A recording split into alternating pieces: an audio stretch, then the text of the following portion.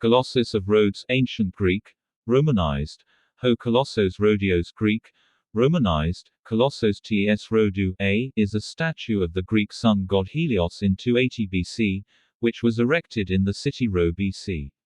One of the seven wonders of the ancient world, it was built to celebrate the successful defense of the city of Rhodes against attacks by Demetrius Poliorcetes, who had besieged it for a year with a large army and navy.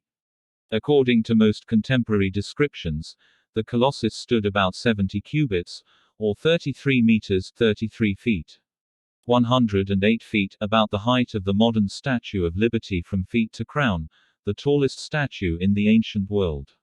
It collapsed during the earthquake of 226 BC, although parts of it have been preserved. According to a certain oracle, the Rhodians didn't build it anymore.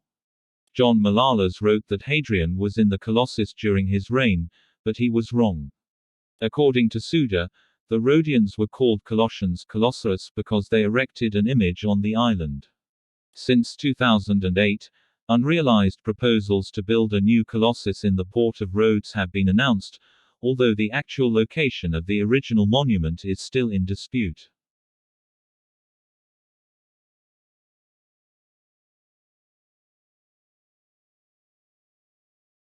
The Siege of Rhodes in the early 4th century BC, Rhodes, in alliance with Ptolemy I of Egypt, prevented a mass invasion by the common enemy, Antigonus I Monophthalmus.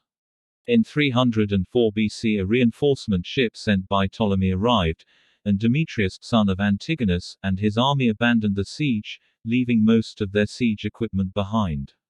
To celebrate their victory, the Rhodians sold the abandoned equipment for 300 talents and decided to use the money to build a giant statue of their patron god, Helios. Construction was handed over to Chares, a native of Lindos in Rhodes, who had been involved with large-scale sculpture before. His teacher, the sculptor Lysippos, had built a meter 72 feet high bronze statue of Zeus in Tarentum.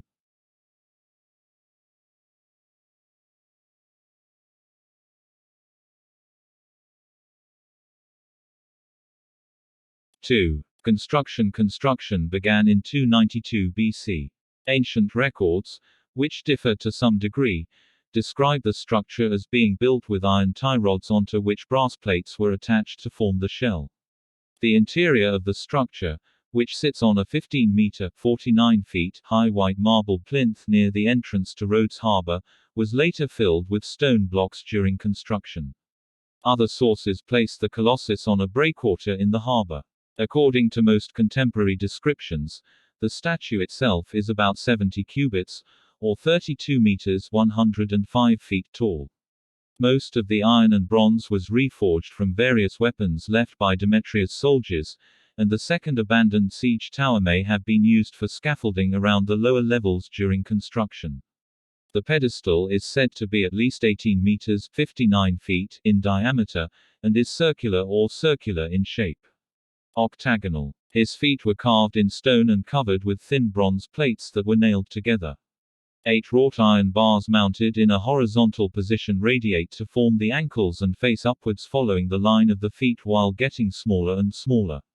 The individually cast curved bronze plates measure 60 inches 1,500 millimeters square with inward turned edges held together by rivets through holes formed during casting to form a series of rings.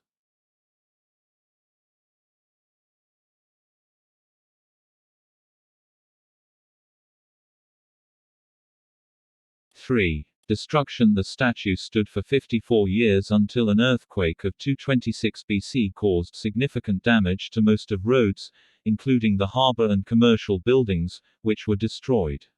The statue broke at the knee and fell to the ground.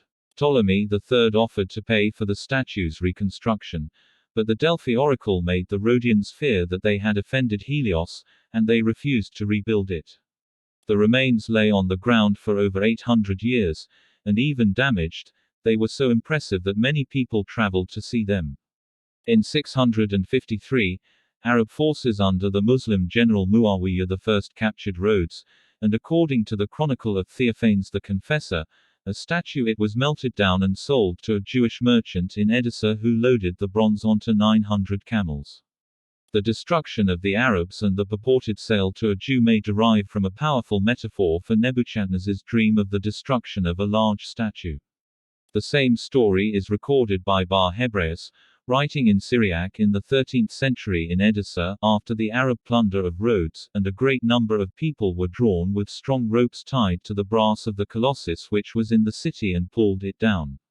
And they weighed out of it 3,000 loads of Corinthian brass, and they sold it to a certain Jew from Emesa, Syrian city Homs. Theophanes is the only source of this story, and all other sources can be traced to him.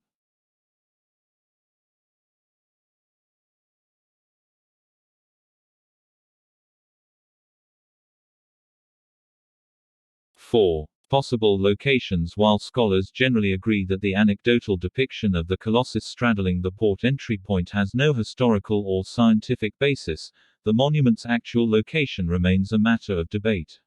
As noted above, the statue is thought to have stood at the spot where two pillars now stand at the entrance to Mandraki Harbor.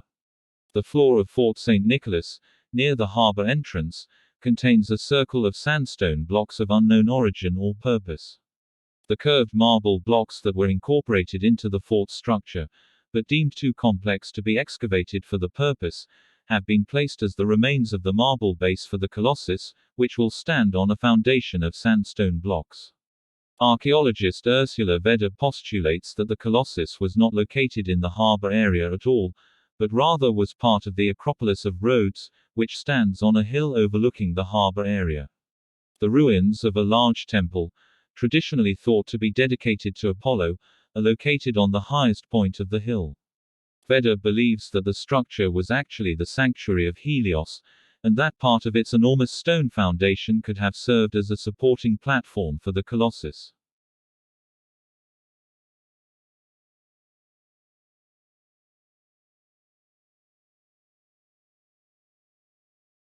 Five. Loss and destruction of statues.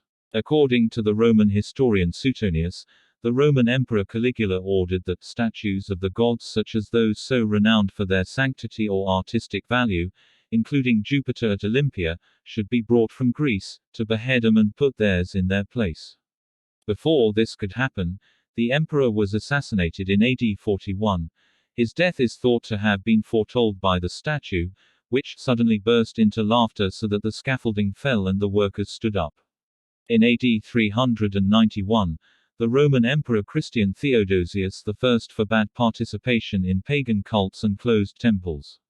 The sanctuary at Olympia is no longer in use. The state of the statue's destruction is unknown. The 11th century Byzantine historian Georgios Kedronos has a tradition that he was taken to Constantinople, where he was destroyed in a great fire at the Palace of Colossus, in 475 CE. Alternatively, the statue was destroyed along with the temple, which was badly damaged by a fire in 425 CE, but earlier loss or damage is implied by Lucian of Samosata in the late 2nd century AD, who refers to him in Timon: "They have laid your hands on Olympia, my lord High Thunderer, and you don't have the energy to wake the dogs or call the neighbors. Of course they might come to the rescue and catch the men before they finish packing the loot." That's 5 brief history of the statue of Zeus taken from Wikipedia.com. Hope it is useful. Thank you.